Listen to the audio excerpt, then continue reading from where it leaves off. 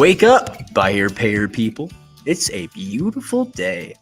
Go grab yourself another cup of joe and say hello to Jim and Michelle Rhoads on the Buy Here, Pay Here Morning Show. Take it away, you two. Good morning, everybody. Hi. It's another Happy Monday. Monday. It's Monday. Can I just take a moment to say how amazing my wife is? She just does an incredible. It's by the funny look. You just do an incredible job over there. So Thank you. Getting us kicked off, and you just do an incredible job. Thank you. Thank you. Appreciate it. It's always nice to feel appreciated. Isn't it? Yes, it is. It absolutely is. Go ahead and shout out and say good morning and where y'all Let us know where are you're listening from. Jeffrey. Good morning. Where are you? Where do you know Where's where Jeff? No, I don't know where Jeffrey's from. Jeffrey, where are you from? Where are you from? Tell us where you're listening in from. And we just like to hear where folks are tuning in from. Yeah. So thanks for that. Monday, lot has happened on our end in the last couple of days with, we've been, and Jeff looks like you're from Kentucky. Is that the same person? I'm not sure. Oh yeah. We'll see. It could be a different one. Yeah. And then Karen, you're always, always such a pleasure to see you here too. But yeah, we've had a lot that's been happening. Yeah, a lot of stuff in the news. And then we have and I got to tell you, folks, tune in on Wednesday when Michelle tells the other half of the story about our real estate search. Just a quick rundown. We're relocating to Utah for about a year. So we're looking to rent a place, and the experience of shopping for a property has been interesting. And so Michelle can tell two sides of a story about how to qualify and not qualify. Yeah, well, and Jeffrey, we'll get with you a little bit later. So I spoke last week on Wednesday, on White Hat Wednesday, and we talked about, how to brooming customers. I went through the whole thing of, hey, had a really bad experience just via text with someone, knew nothing about me because we're in Utah, trying to find a place to stay. I'm just out there asking questions. It's a really different way of having to do it nowadays, it seems, than I would say 3/4 of the houses out there are leased to rent to own. And I don't know if it's because the market here just got weird, but I'm digressing. I digress. So we talked last week on Wednesday about how it was from the gate. I mean, I sent a message to this. It was a property manager of this property.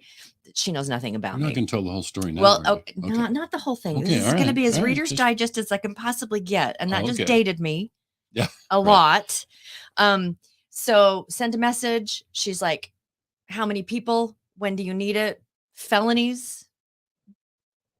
I mean, and didn't even ask anything about anything really. And I just want to see the property. That's all I'm asking. I just want to walk through the property. So, after we had that exchange, and I was all murmur, and I got a little bit of feedback. It's like, well, welcome to trying to find a rental, because my aunt's been looking for one around here, and she's like, you just need to just breathe. So I found this other one. Send him a text. Is a property available? And she's going to tell the rest of the story on Wednesday. Yeah. So good. Okay. I guess I'm done. I'm going to tell the owner's version of the story. I'm going to tell a property owner or a business owner's perspective. Yeah, she's going to tell the shopper's version. It really was such a lovely experience, and we are signing a lease today. Yeah. And so not with the people that were it was such a lovely exchange. So I guess we'll be talking a little bit more about that on Wednesday, but just so you guys know, because I know you were all worried. Yeah. Are Michelle and Jim going to be able to find a place? The drama she's like, continues. Seriously, can you be nice? Right. No, it really was a good learning experience. It was a good lesson, and kind of what we do and working in the industry of automotive. This is just a different type of transaction, but the experience was certainly valid. And so, we'll talk more about that on Wednesday. It really, really was. And for today, I wanted to kind of talk about the news a little bit, recent news, and kind of how that prompted me to bring this morning subject. But you want to bring in Dave? We have Dave, and those of you guys hey Dave, morning. Good morning. Dave is a very valuable member of our team and COO. You probably, if you're on social media, saw a picture of the three of us at the studio that we went to go take a peek at this last week. And Dave is also in Utah. Dave is also in Utah. To spend some time with him in person again. So that's all good. We're looking forward to that. But yeah, Dave, so I wanted to bring you to the conversation this morning because in light of all the activity in the financial sector, especially around this Silicon Valley Bank that we've seen all the big news coming down on that, which, by the way, Michelle and I almost never see the news, but can't really hide from that one. It's all over social media, and it's a big deal. But I think what that started to set in motion for me was this idea of data and the kind of this digital age that we're in, and what this really means to the typical buy here, pay here dealer. And so in particular, you and I didn't get a chance to talk about a short text message, but to kind of give you the overview of kind of where my head is on this is, in our business, buy here, pay here has been pretty much the same for years. It's obviously a poor credit finance sector, and we're creating these receivables of contracts, and we're managing the cash flow and those assets. And we all recognize in the buy here, pay here space that the largest asset that we end up creating, at least what is listed on our balance sheet for the biggest number, is our book of business, our receivables, the contracts that we have outstanding. And I just began to realize that, as this world shifts into a digital age, there's an opportunity that I want to make sure that our dealer listeners are aware of. And it occurs to me that data is going to be even more valuable. If I think about in my own career, we've seen, and you've seen, and you're very much live in the marketing space, you see that, there was a time when they told us that, your email list, right? If you're an internet company and your email list is going to be so valuable. Well, we've kind of even moved beyond that now, right? So our ability to know our customers, still valuable in a different way, but it's like the reality is data itself is going to be so important. And I knew you were a person who could speak to this because you're very much involved in, digital currency and all the things that are happening in that front. So maybe just for the typical dealer this morning, let's just talk about what can data mean to the typical buy here, pay here dealer going forward. How can they maybe capitalize on that? I've got some of my own ideas, but let me get your thoughts first. Well, sounds good. It is an interesting time, and there's whether or not people are paying attention to it really on a daily basis or not. We're in a huge transition technologically, and no one really has an idea of how this is going to shake out, and it all revolves around data, right? Big data. We've heard big data for a long time. What this really means, and this is if you've heard Web3 talked about. Really, that really is a data thing, meaning we are going to finally have control of our own digital footprints. So Google, Yahoo, I can go down the list of all of the companies that have been making money off of our data for a long time. It's how they've made Facebook. You can go on down the list. Yeah, sure, we're putting our stuff, we're connecting to people, but really it's a data play, right? And so as we move into kind of Web3, when people hear people talk about that, that's what that really means is I finally have control over, or I might be able to make money off of my own digital footprint. So if I go and I look at an ad, or I go and I interact this way, I might be able to capitalize on it a certain way. Right. That's what's changing is we're finally getting some controls back. That's going to be a multi-year process on how that works. Interestingly, you're talking about searching for a place to live. I almost wonder, Michelle, if you were actually interacting with a bot. It was a rude bot. Most bots could be because they really are unemotional, right? And they lack a lot of things. And this is kind of an interesting segue to where that's going to be one of those things that we're going to be offloading certain work to. If we can talk about our businesses and talk about where we are repetitive or we have to do a lot of heavy lifting, sometimes it's in that handling customer service thing. And, can we offload that to a bot? That would be one of the... Well, can't you program a bot You can. And and some of them are going to be better than others. And what they're really trying to do is trying to take that data and assess it and give us a risk score and this and that and the other about so that when you actually talk to somebody finally, Uh-huh. they've already kind of compiled an MO on who you are, right? And whether or not you could be a potential client or not. So they've already pre-screened you, but instead of having someone do that, maybe it was a bot that did that. Yeah. Right? So that'll be interesting to kind of finish out that thought on Wednesday around the experience that Michelle and I had, where it really shifted over into something very personal. And, and so that was a very different thing.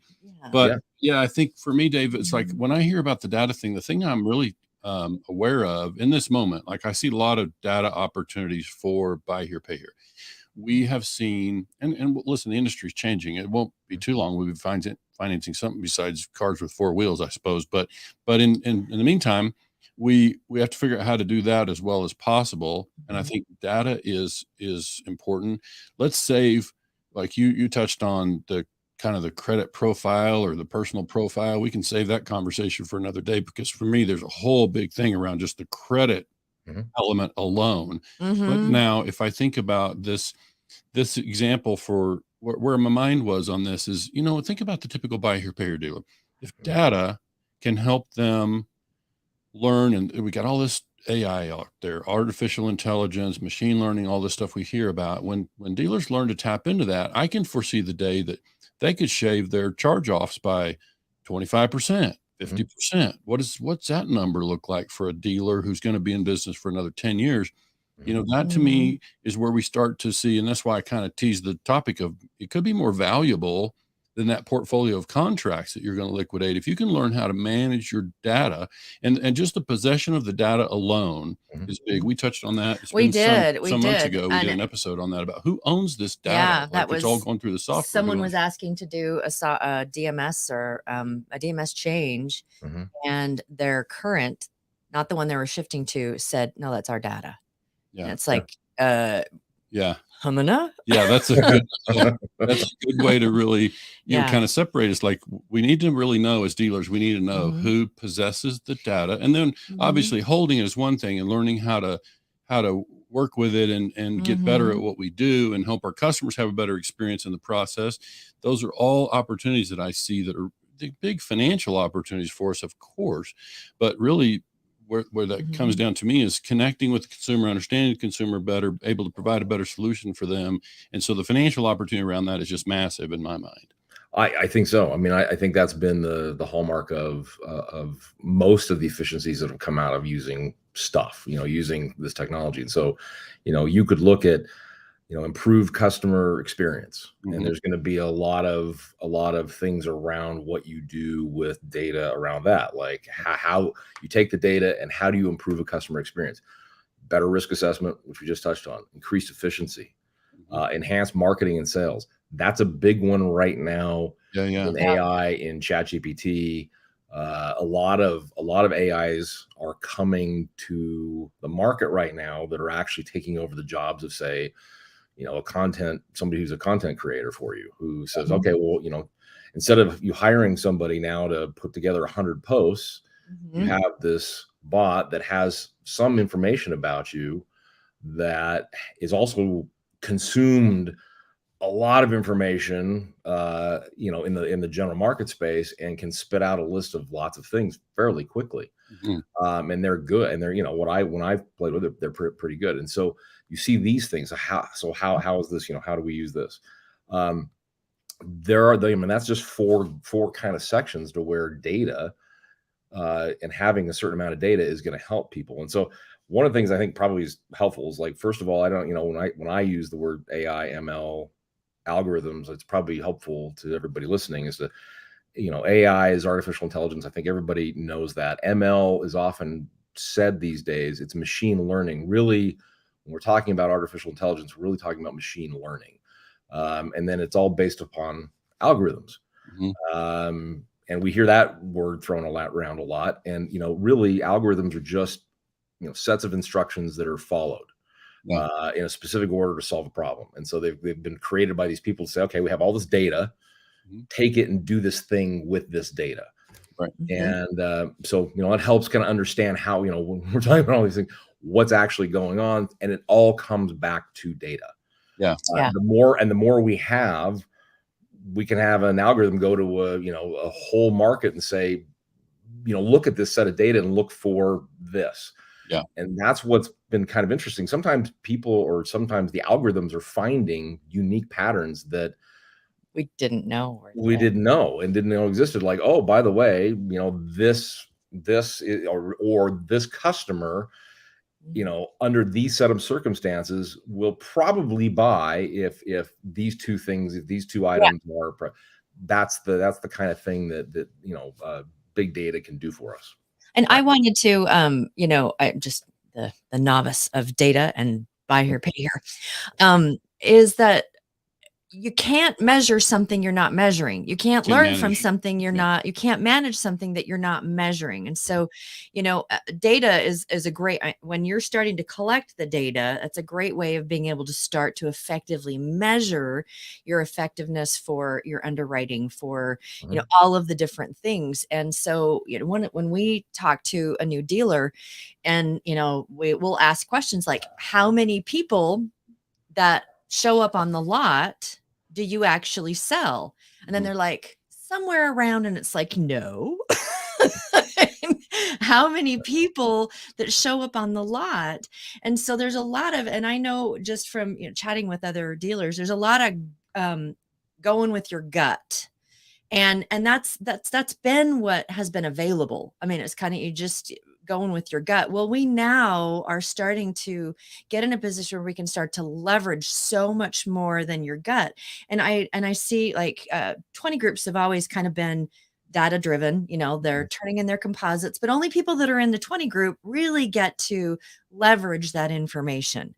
They're, it's that, and that's it. And now more and more companies and in our space and others are making this accessible to a new dealer, to people that maybe a 20 group isn't your thing. We do suggest that that's a good thing to do, but I mean, and so now you're able to start really capturing that data. And a good one that we've seen. I'm going to name Neo. Like we can talk about Neo. And like one of the big things that Neo has found just in their few years of collecting massive amounts of data is that a down payment has nothing to do with the success of the loan. Well, it has maybe less of a indicator than maybe we once thought. How's that? Then it was once weighted, right? And they're like, and we've talked quite a bit about a down payment is more about cash management than it is about success of a loan. Right. And so it's like, let's make that shift, because, if you can get $1,000 more from them, that's not necessarily going to make the loan perform better. Right. Yeah. And one of the things you touch on there real quick is that we're seeing I don't know if this is the right word, but kind of the democratization of data, where you're right. There have been companies and there are companies now in every space that pay lots of money to have access to the most relevant instant information, what have you. And, like I'm thinking like the New York Stock Exchange, they built these server yards closer to the exchange because that, microsecond better help their algorithms and their trading bots trade faster. And that meant millions and millions of dollars to them. Okay. That's a huge example of that, but it was only a select group of high-end companies, that could actually pay for that kind of thing. And what we're seeing now is we're seeing tools come out in this space, lots of tools that gives businesses all the way from startups to, hey, I've been going for a couple, 3 years, access to tools that have only been enjoyed by a few.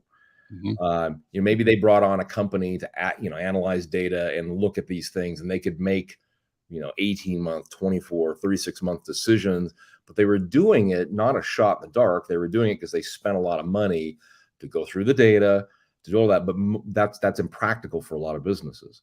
Yeah. Well, things are changing. We're finally getting tools that are actually monetarily practical, and can say, well, no, now I actually have the tool sets that, these groups have been using, and I get to do the same things they've been doing. And so that's, it's going to be new to a broader or bigger part of the market, but this has been stuff that has been going on behind the scenes for a long time. I mean, data is really key, and those with an insight into how things work. For example, like you say, oh, well, we determined that it wasn't this thing. Well, maybe other groups knew some of this information early on, but they keep it, they tend to keep it close because it gives them a competitive advantage.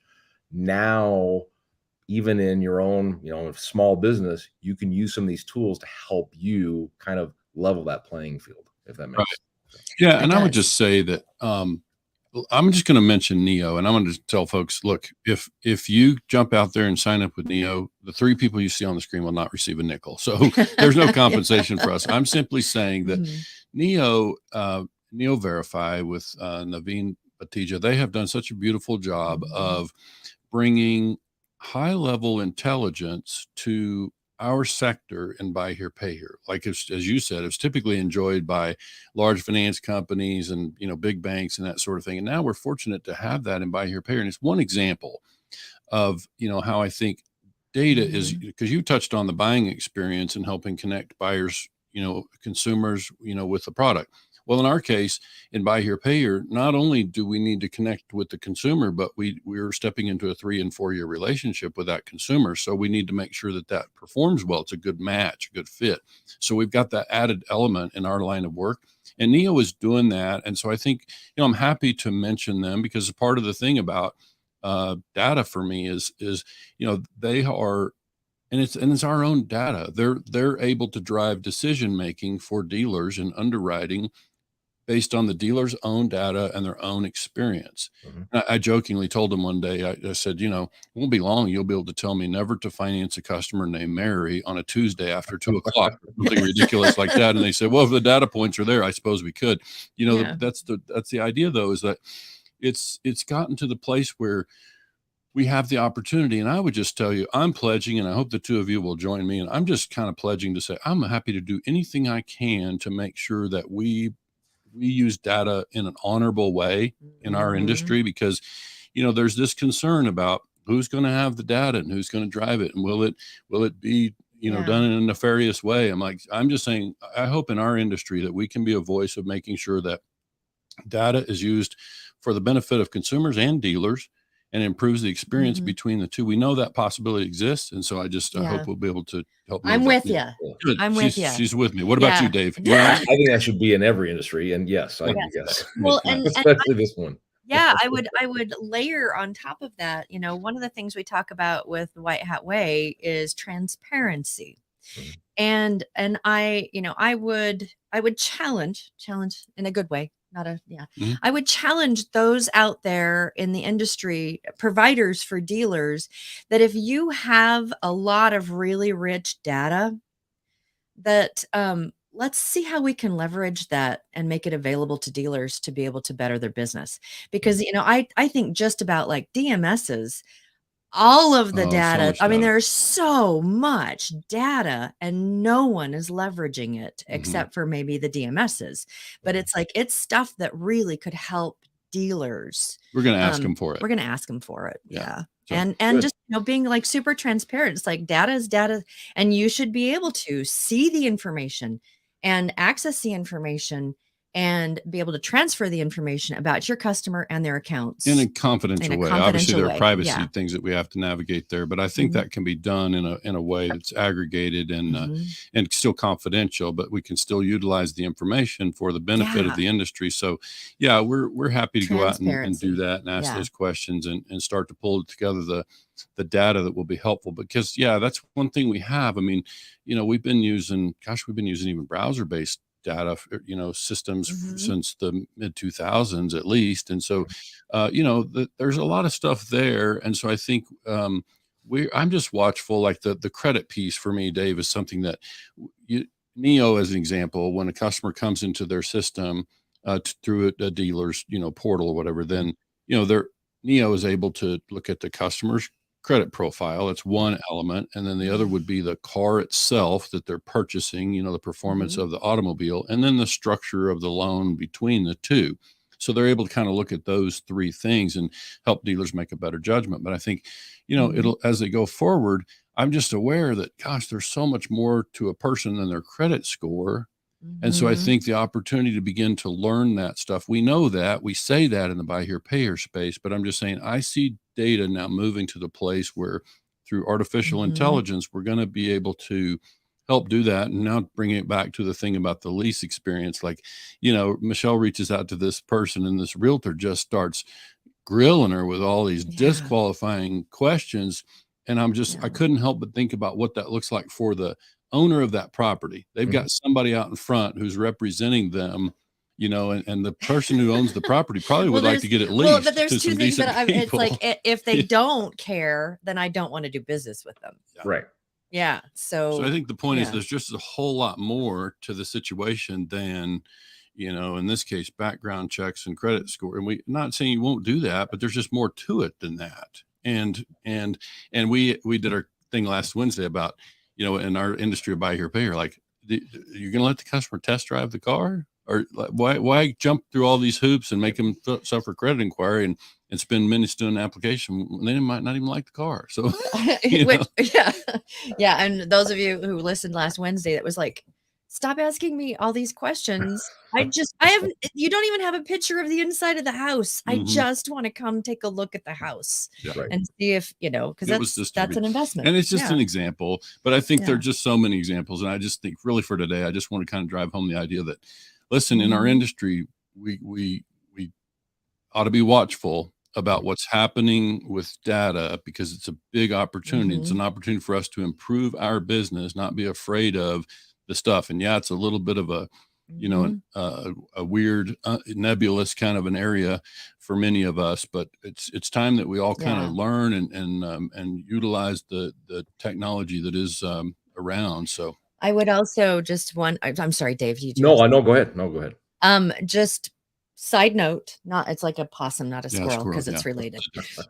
Is that compliance, keeping that data safe, is really important, because the reason why people try to get in and steal data is because there's value in it. And nefarious people are going to find ways to utilize that and make a buck. So there is value in that data. Make sure that it's safe, but let's start leveraging it ourselves and really bettering. Absolutely. And that's a whole different conversation, and one that I know is important in this industry. And that's probably security around data as well. I mean, I just got another one of those letters in the mail, like, oh, by the way, I know I was at a particular place in, casino in Nevada, and a casino, you'd think it'd have a lot of security. Nope. Wow. Yeah. Well, we just got a letter from T-Mobile that said, hey, data breach. Sorry. Yeah. and those are the things where depending upon the types of security hacks you don't know about this for some time, and you don't know how you're going to be, how they're going to take that and use it. So that's a whole different issue around this space about, from the side of protecting people's data, which is we're all sensitive to. We don't want because if it's whether it's Target or casino or wherever, or T-Mobile, over and over time, we're going to just be less giving of any of our data, because we're like, I don't want to give it at all, because if a big company can't keep it safe, then why would I trust it with anyone? Well, and so that's going to make us all very, very hesitant to give it out, and that also is going to make it harder. Yeah. So I know you and I have, because we kind of get into data nerd conversations, that kind of stuff, and I'm really looking forward to the day. Sorry, I'm wiggling. I really look forward to the day when our data is protected on something like a blockchain. So it's protected, it's transparent, and that's coming, and that's really exciting to me. It's very exciting. And that comes back to where it started, which is where we can finally control our footprint in the space in a meaningful way, and also monetize our footprint, because I am going to be a valuable customer to lots of different people. And if we cut out the BS in the middle, right, and I can connect to the people who are going to say, I instead of spending all this money out in the space trying to get to you, I'll just give you directly the deal if you bring your business to me, because I know I've identified you as somebody who will spend money with me. And so let's do business together. Yeah. So I'm glad you were able to make time to get to the conversation last minute. It's really fun and rich stuff. And I look forward to welcome back to Utah. And so let's have Dave on sometime and talk just about blockchain, shall we? Well, and that's kind of one of the things that we've tossed around is, the going into digital types of data and value and all of that. And I'll say this. I mean, this is so here's the opportunity right now for this entire industry. It's a huge transition. You're hearing about like, marketing tag, the last 10 years, there's been finally hearing about certain marketing kinds of things that are really old in terms of like the way marketing goes and new ways to do things. We're at, again, that big shift going on. And so there's a great opportunity in this entire industry to kind of like leapfrog into some of the newer technologies, the AI technologies that can really do, really help. But it's going to be an exciting time. And so I think there's a really interesting thing here in the technology space to kind of not only catch up if we're seeing ourselves behind, but I don't think we are, of actually starting to take advantage of some of the stuff, this tech coming out that a lot of even the big companies aren't really fully understanding yet. And so I look forward to talking more about that. Yeah. Younger companies, smaller companies are a lot more nimble to be able to do that too. Undoubtedly. Take advantage of. All right. Okay. Dave. Thanks for showing up. It just makes me feel, that whole thing about surround yourself with smart people. I feel so good about myself. I feel good about myself. Likewise. Being around with you. So appreciate it. If you want to stick around behind the scenes for just a second till we close. Love to chat. All right. Thanks again, Dave. Appreciate it. Thanks. See you, everyone. Bye. All righty. Good stuff. Yeah. Always enjoy chatting with him. So much to learn. And I have there's an opportunity to introduce folks in our industry to all the things that you and I are learning from Dave. So White Hat Wednesday on Wednesday, we're going to kind of dive a little bit more into that experience and some other pieces to being transparent and just, really inviting to your customer. Join us on Wednesday. Have a great rest of your day, everybody. Thanks so much for joining us.